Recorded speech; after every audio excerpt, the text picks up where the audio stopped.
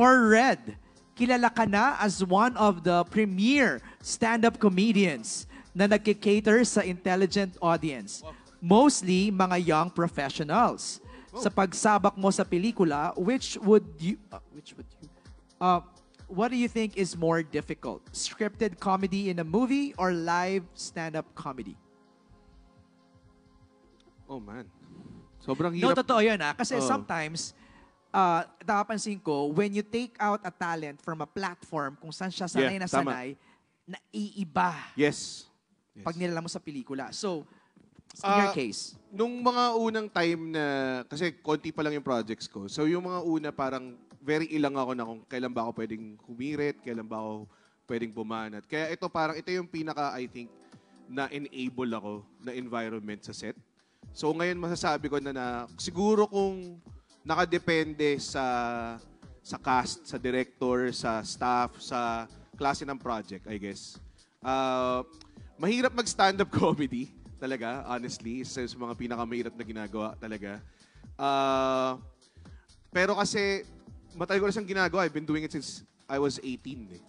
So parang para sa akin, ito na yung bagong challenge ng career ko, which is trying to translate my comedy into screens. So, kabado ako actually.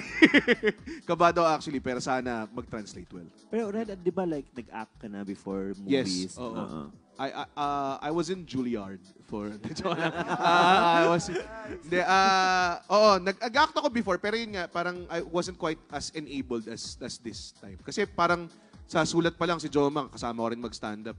Sasabihin niya sa akin parang, "Uy, baka may suggestion ka, pwede natin ilagay dito." So I was about to aga ask, pa lang. may ganon, may Yeah. collaboration, Joma? Yes, dagdag ko lang dun sa kanina na nakaka-enhance talaga ng comedy is yung collaboration. Yes. So, kaya rin nung sumama ako sa set, every time meron silang hindi maintindihan, hindi nila alam kung paano i-execute, Tama. nagtatanong sila sa akin. Tapos kami rin, ano pa pwede natin gawin para ma-enhance yung comedy dito? So yun, tulungan talaga. And not only from the actors and the writers and direct. Also pati yung mga staff namin, yung mga ADs, yung mga script con, may mga ambag din talaga. Kasi pag comedy talaga, mas nakakatawa kapag lahat natatawa. Diba? Yes. So yung punchlines dito, Y2K or now? Ano sabihin ng wait? Year 2000. Year 2000. Year 2000 yung setting, pero yung mga punchlines, medyo, I would say na medyo timeless. Okay. Kasi yun nga, pwedeng kahit anong taon siya sabihin. Ano siya, di ba sinasabi R16, pero kasi when you do stand-up ko or when you do comedy, usually, ang impulse pag sinabing bastos or adult, usually parang nakasalalay sa mga buzzwords na, alam mo yun, na mga bastos, sabihin mo yung mga bastos na words. Pero ito kasi talaga may punchline siya eh. So, hindi lang siya nakarely on being bastos eh. Talagang totoo siyang jokes, totoo siyang sketches, totoo siyang gags. So, maganda siya guys. Panoorin nyo. Araw-araw, twice a day. Thank you. Not to spoil and not to preempt, even yung mga scenes na hindi nyo inaakala nakakatawa. Oo, totoo. Nakagulat. So, yung mga, may abangan kayong mga eksena na WTF kayo. That Paano nangyari scene yun? yung nasa trailer, yung you need to tell them the truth. Yung eksena na yun, abangan nila. Yung ducks scene, yun yung... Ducks. Grabe yun. I think it adds yung texture ng 90s and porn industry. Pero yung Friends going into a comedy of errors of adventure is timeless. Yes. Yung react nila talagang, ba't tayo napunta dito? It's Yes. that. I have a very interesting question. Since you said that the setting was Y2K, parang gano'n, no? Parang crossing that line, no? Hindi ko alam kung ang tamang term ba is taboo or parang big deal pag ang mga actors nagkakaroon ng frontal nudity that time. Kasi Dito ba, did you have that? yung tema namin is porn industry eh. Porn di ba? Kasi Oo eh. they were stuck into a porn ring dahil kamukha niya porn actor. So definitely you will have all kinds of, exposure.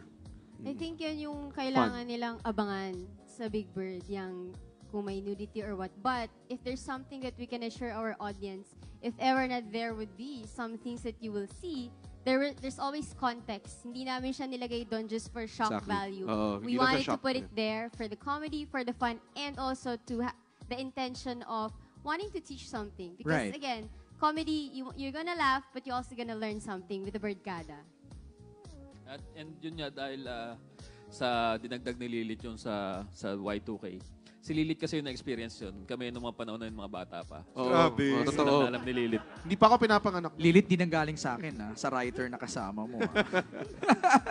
Okay. Pero nakatulong din na may vibe nga. Kasi It's a good mix, yung kayong dalawa. yung kagaguhan niya kailangan talaga. Bumalik. Back to you, Jama.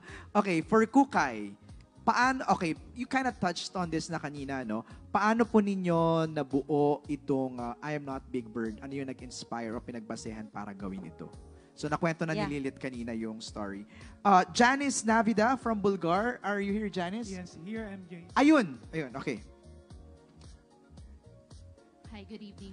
My question is for Enrique. Enrique kasi, the title is I Am Not Big Bird. Ayan, at di pala ako naka-record. Anyway, the title is I Am Not Big Bird, but you're claiming that you're a big bird naman. So which is true? Pretty good. Pretty good bird. Pretty good bird. Mabait na mabait. Tasty bird. Bakit ayaw pang i-claim? Ha? Bakit ayaw pang i-claim? Huwag na. Pressure, be. Sakto lang Joke bird. lang. Pero Enrique, sa tingin mo ba makaka-affect yung title sa magiging trademark mo na in the industry na yung iba baka isipin you're not a big bird nga at tumatak na talaga sa iyo yun? No, hindi naman po. Hindi naman. Feeling ko. Well, pag napanood mo yung pelikula, makikita mo ako din naman po si Big Bird eh. So, So yun na yung sagot doon. Alam mo, Yes. parang yung sagot ni tanong Janice maganda eh. Parang hindi ka ba ma-offend? Kasi after this, parang kita Yeah. namin to, tutuksuhin ka na sa industry eh. Tawag na sa'yo, Big Bird na, or ganyan. yeah. ganyan. Actually, nasa CR ako the other day dito. And then, may mga engineers na hindi ko na nakita for how many years nasa CR ako. Pagpasok na, uy, ito pala si Big Bird, oh. Sabi ko, okay, ayos, ah. pwede. Iba paano pag merong Small mag-stalk bird? sa'yo na parang... Small bird, oh, Hindi, tawag sa akin. parang sumusunod Microscopic. sa'yo. Ganun. Sumusunod sa'yo, sinusundan ka sa CR para ma-check nila kung Big Bird ka talaga. Ewan ko na lang. Crime na po yun, crime. Ingat Sunod lang na po. ka CR para silipin ka. Oo nga. Ano reaction mo doon? Ewan ko. Baka sapak. Joke lang. No, Joke lang, you joke really lang. don't know anong magiging reaction ng people eh. Yeah. But I think Tama, it's tama. funny, you know. I think it's funny. I mean, Janice. it's just a movie. I know. But, yeah.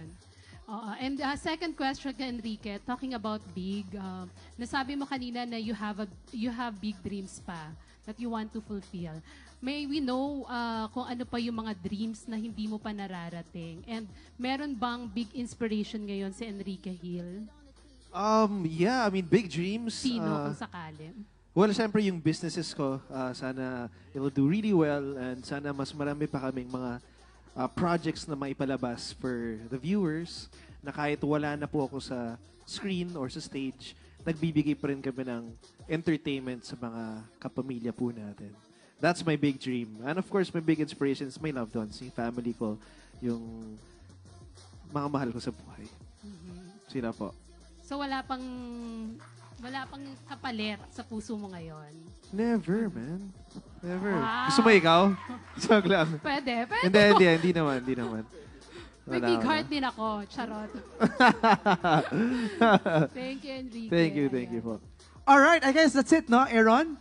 Meron pa isa? MJ, may pahabol lang si Tessa Mauricio, ang entertainment Tessa! editor ng The Manila Times. Tessa, I want to hear you ask a naughty question. I dare you, Tessa. Really enjoying this press conference, the use of words Thank you like so much. full-blown and, all of these things. Very naughty. I know. But my question first is for Direk. No? Direk, we've seen the trailer and, we know it's like really an out-and-out comedy and, a naughty one at that. But parang I get the sense that it's not crass. Parang yung pagka-present ninyo, it doesn't seem like it cheapens you or anything. Is that a good assumption? Because I will congratulate you already if that is the case. Wait, ano yung tanong? Kung ano hindi siya crass. I think Oo. the writers kind of Aha. have got it na yung treatment. Aha. Are we correct to say that? Kasi syempre may mga tao na before watching it, they'd like to find out kung ano ba, whether, may bastos kasi, di ba? And then there's, in Tagalog, may malaswa, may bastos. Pero ito, mukhang hindi siya crass na... Actually, when we were starting to write it, ganun, that was my worry na may ma-turn off ba dito or ano, ma-turn on yun. Pero parang, I went na lang with my gut instinct. Pero Yes. I'm always when creating the story or scenes, iniisip ko yung kung saan pinanggalingan, kung paano siya mag-build sa character. So parang surprisingly, some of our, kung nung pinanood nila Kukay, hindi naman crass, pero may makita din ako mga comments from online na nagsasabi, ano ba yan, ang bastos, hinihila yung standards ng Philippine cinema, ganon. Then ako naman, parang ganon ako. So parang, okay lang for me. So parang, I guess, subjective siya kung crass, pero yun, parang I'm okay na hinila niya yung standards pababa. So okay lang din.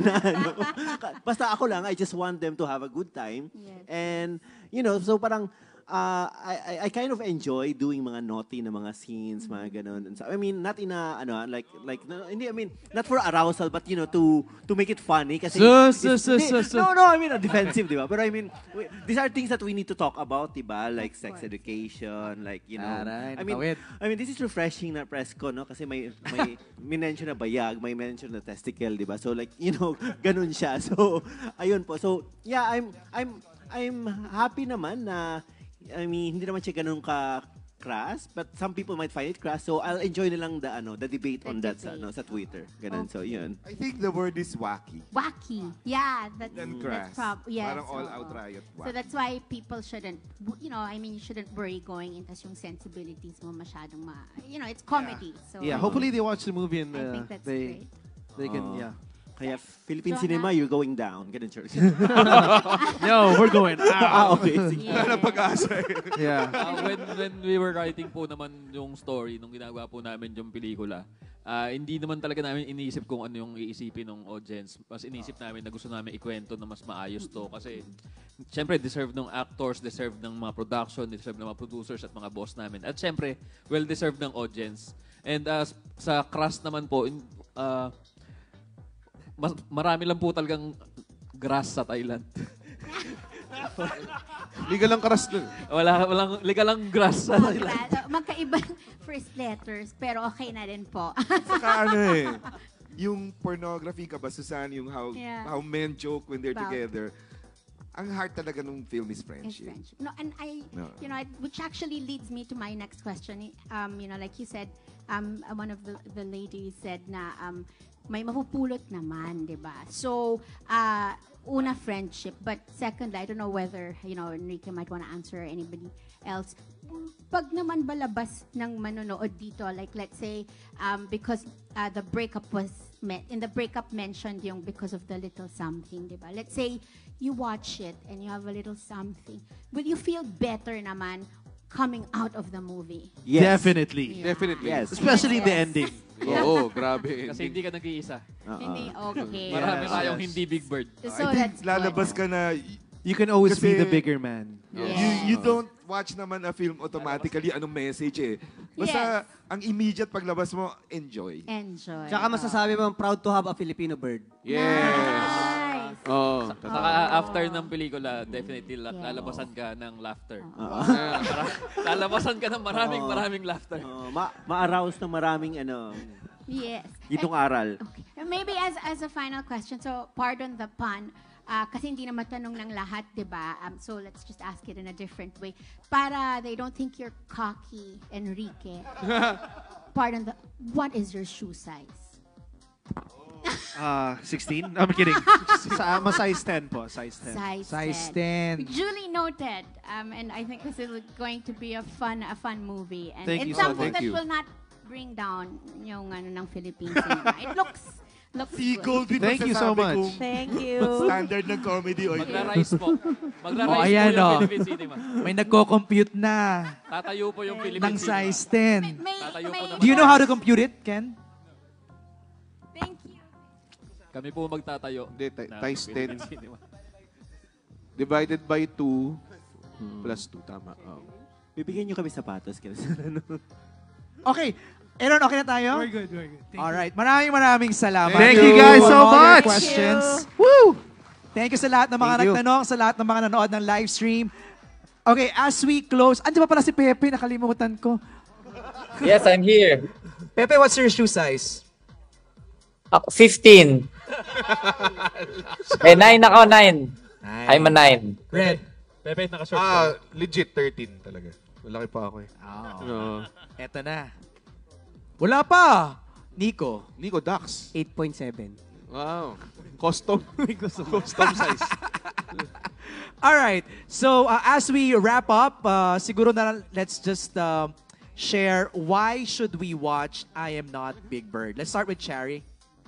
Okay, you should watch Big Bird kasi ito ang pelikulang magpapaangat ulit ng quality ng Philippine cinema.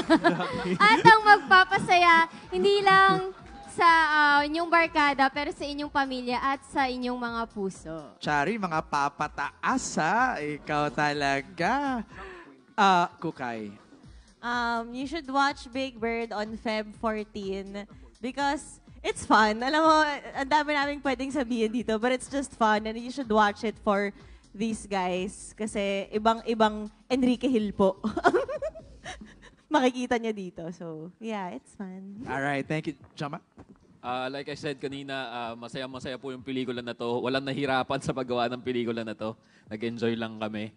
At after nyo mapanood, definitely lalabasan kayo ng laughter. At makakapulot din kayo, marami kayong mapupulot dito maliban sa aral. Hopefully, panty. Pero yun, marami po talaga kayong ma-enjoy at makukuha dito sa pelikulan to. Let's give laughter a chance and we all need comedy these days. Victor? Ako naman, I want to invite everyone to watch. I mean, aside from having a good time, this would encourage more producers to venture into more, different and unique concepts. Dadami pa yung ganito. And, I hope you guys support and watch this. And shout out sa mga Bisaya din na. Please manood mo or pangluokonta mo. Pero see you on Valentine's. Red? Mamaya ka na, Ken. Red. Wow, akala ko huli ako. No, because you have a hard stop at 9. Oo nga, may hard stop ako eh. Kaya nga. Kailangan nyo pong panoorin to para sa career ko. Matuwa po kayo para magka-part 7. Dumami ang talent fee. Hindi, advocate ako ng comedy. I've been doing professional comedian ako since 17, 18 years old. So, it's about time that we had something like this, sabi nga ni Pepe. So, I'm really hoping that people will appreciate this kind of comedy para more people would be inspired or more producers would make stuff like this. Yeah. Congrats, Red. Thank you. Thank you for that. Nico?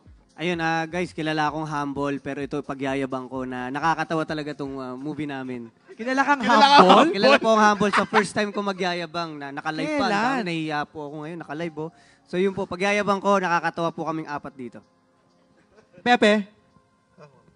Masakit na ulo mo, ha? Hindi, nag-massage. You should watch Big Bird because it's world class. Wow! Maingganyo kayong pumunta ng Thailand. Thank you, Pepe. Ken? Yes, una sa lahat, maraming salamat po sa lahat ng pumunta ngayong gabi. Sana po manood kayo sa Valentine's Day and I'm sure mag-i-enjoy po kayong lahat. Invite all your friends, your barkada, at kahit mga parents nyo, pwede na rin. And no birds were harmed in the making of this movie. Thank you guys. Good night. Okay, I thought of a different kind of ending. Let's have a solo photo lang. So isa-isa muna sa gitna para they can get, Red, can you please? Para they can get a closer look. Pagpapabukol ako. Sa sinihan po kayo panood.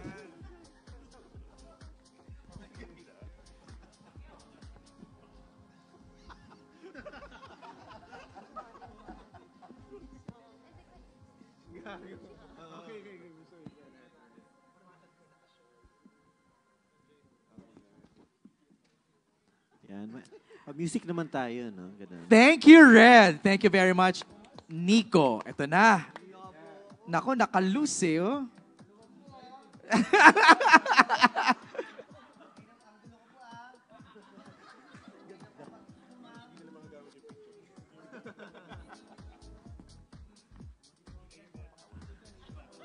Pan down. Okay, thank you, Nico. Before I call Ken, Pepe, your turn. Paano ang gagawin ko? Tayo! Tatayo ko? Ang galing! Sumusunod yung... Sumusunod yung camera. Ang galing, oh. Thank you, Pepe. This time, Ken, let's... Ayan na. Parang tutang walang tenga, oh.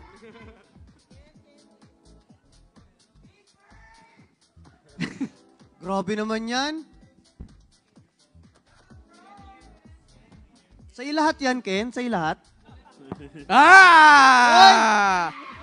May nahimatay, mag-ingat ka nga. One more. 1, 2. Uy! Parang leg ng giraffe, ah. Red, Dico, please join. Ken, kayong tatlo. Picture sila with Pepe, oh. Again, Big Bird lands in Cebu on February 3 and at Fisher Mall in Quezon City on February 4. So lahat po ng mga fans, you can catch Ken or Big Bird in February 3 sa Cebu and Feb 4 sa Fisher Mall.